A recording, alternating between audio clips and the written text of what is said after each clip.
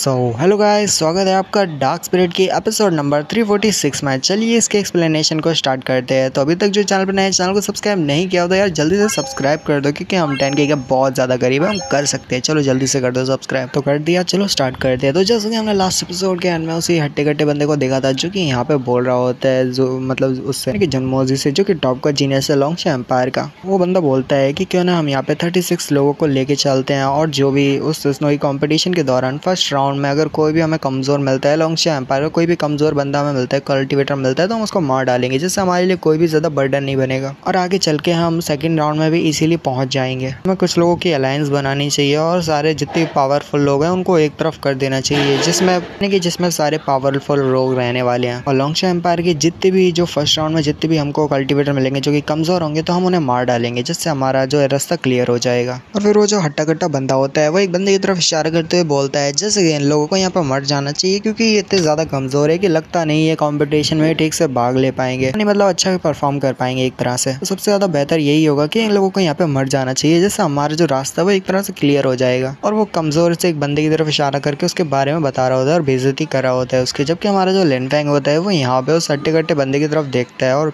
कुछ सोच रहा होता है, पता नहीं। जबकि वो जो जिसके ऊपर वो इशारा कर रहा होता है, वो हट्टा कट्टा बंदा, वो चिल्लाते हुए कहता है, तेरी हिम्मत कैसे हुई यहाँ पे ये बात करने की, हमें कोई भी दम नहीं है कि हम स्नोई कंपटीशन में हिस्सा नहीं ले सकते, हम भी यहाँ पे स्नोई कंपटीशन में हिस्सा लेने के लायक हैं। तो यहाँ पे बात कर रहा है कि हम तेरे लिए इस कंपटीशन को छोड़ दें और यहाँ से पीछे की तरफ हट जाएं, बट नहीं, हम ऐसे हार तो नहीं सकते। हमने यहाँ पे वादा किया और कसम खाई है कि हम स्नोई कंपटीशन में एक अच्छा रैंक को हासिल करेंगे, तब जाके हम यहाँ पे हारेंगे। तो कह रहा है कि तेरे लिए यहाँ पे हम हार मान जाते हैं तो कुछ भी नहीं होने वाला है। यहाँ पे अगर किसी को हार माननी चाहिए तो वो तुम लोग हो, जो कि टियानफेंग किंगडम से हो। जितने भी लोग टियानफेंग किंगडम से आए हो, तुम सभी को यहाँ पे मरना चाहिए, ना कि हम जैसे कमजोर कल्टीवेटर को, जो कि लोंगशा एम्पायर से हैं। जबकि वो जो बंदा होता है मुस्कुराते हुए कहता है, तो अच्छा ऐसी बात है, तो तुम्हें लगता है कि तुम बहुत कुछ कर सकते हो इस कंपटीशन के दौरान, फर्स्ट राउंड के दौरान, पर मुझे नहीं लगता। और अगर तुम्हें ऐसे ही ठीक है तो ठीक है, फाइट करना, और फाइट में देख लेंगे कौन जिंदा रहता है कौन मरता है। लिनफेंग कहता है कि मैंने सुना था कि जो ज़ुयू किंगडम के अंदर ही जो टियानफेंग किंगडम रहता था, और तुम्हारे जैसे लोग टियानफेंग किंगडम्स के जो लोग थे वो पहले ज़ुयू किंगडम में ही रहते थे, बट ज़ुयू किंगडम में रहते हुए भी उनने अपना बहुत ज्यादा एरोगेंस दिखाया और दिखाने लगे कि वो कितने ज्यादा एरोगेंट है, और उनके एरोगेंस की वजह से ही वो ज़ुयू किंगडम में इतने बेमौत मारे गए कि मैं तो क्या ही बताऊं। वो बहुत ज्यादा एरोगेंस थे और काफी ज्यादा एरोगेंटली शो करते थे, इसी वजह से वो सारे लोग जो है ज़ुयू किंगडम में ही मारे गए।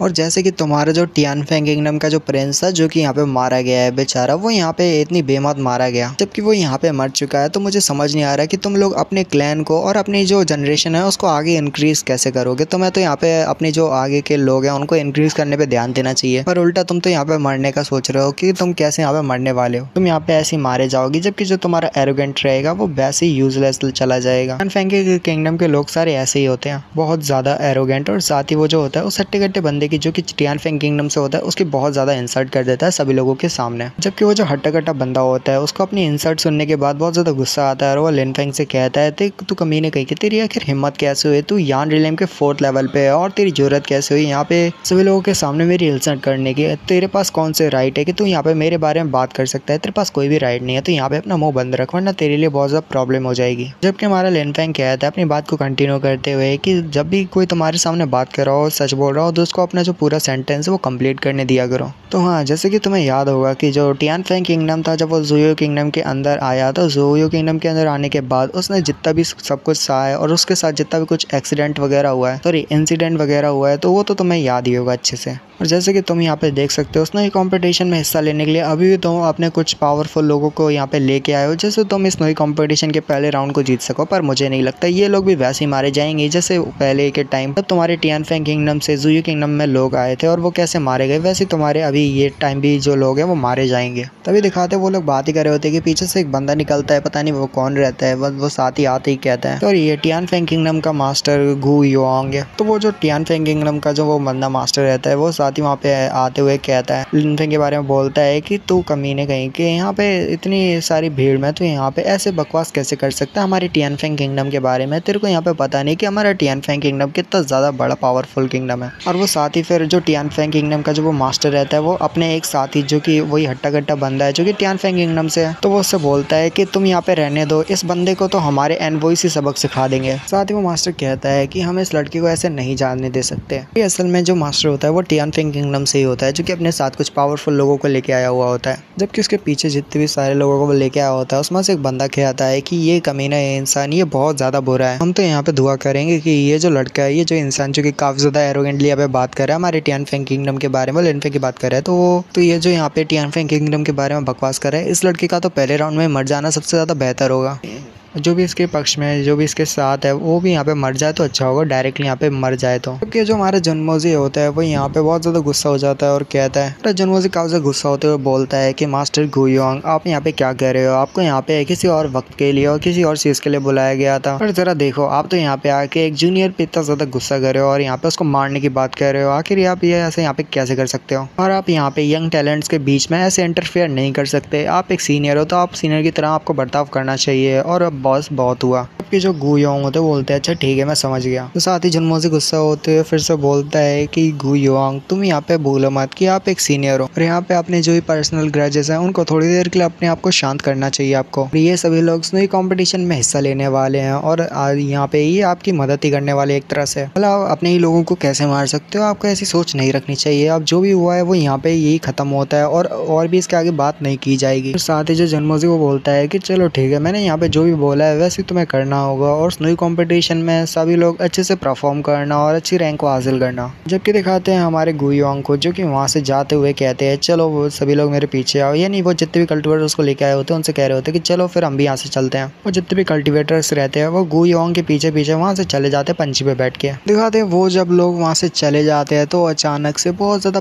प्रेशर रिलीज होता है और पता चलता है कि यहाँ पे बहुत से पावरफुल कल्टिवेटर जो कि इन्हीं की तरफ आ रहे होते हैं। जबकि दिखाते हैं उनमें से जो नीचे देखने वाले होते हैं, नीचे जो भी खड़े हुए होते हैं ज़मीन पे जो जन्मोजी के साथ, बाकी सारे लोग जो कि लॉन्ग एम्पायर्स होते हैं वो बहुत ज़्यादा हैरान होते हैं और कहते हैं कि ये पावर कहाँ से आ रही है। लगता है बहुत से पावरफुल कल्टिवेटर यहाँ से आ रहे हैं। ऊपर देखो लगता है वो वहाँ से आ रहे हैं, ये तो सारे टाई फैमिली से हैं शायद। जरा उन सब की पावर तो देखो कितने सारे पावरफुल कल्टिवेटर है। आखिर इन लोगों का यहाँ पे क्या काम है, वो यहाँ पे क्यों आ रहे हैं। यहाँ पे जितने भी पावरफुल लोग होते हैं, जितने भी शायद से टाई फैमिली से रहते हैं, वो सारे पावरफुल लोग वहाँ पे नीचे लैंड करते उतरते हैं। पावरफुल कल्टिवेटर्स में जो उनका कल्टिवेटर का सबका लीडर रहता है वो साथ ही अपने पास एक स्क्रोल को निकालता है और साथ ही एक लड़की जिसका नाम है फिलहाल भूल चुका हूँ, जिसका वो है ना, जिसका एक ड्रिंक का पवेलियन है यानी वाइन का पवेलियन है, वो जो उसके मास्टर है उसके सामने करता है, जिसका मैं फिलहाल नाम भूल चुका हूँ। तो वो उस लड़की के सामने वो करता है स्क्रोल को और उसके अंदर असल में किसी की तस्वीर होती है जो कि लिनफेंग, फीएंग और साथ ही ज़ाओया की होती है। जबकि वो जो लड़की जिसका नाम मैं फिर से बता रहा हूँ भूल गया हूँ, वो जो उसको मैं लड़की कह रहा हूँ, तो अभी वो जो लड़की होती है वो बहुत ज़्यादा हैरान होती है और मन में सोच रही होती है ये बुड्ढा मास्टर साथ ही इसके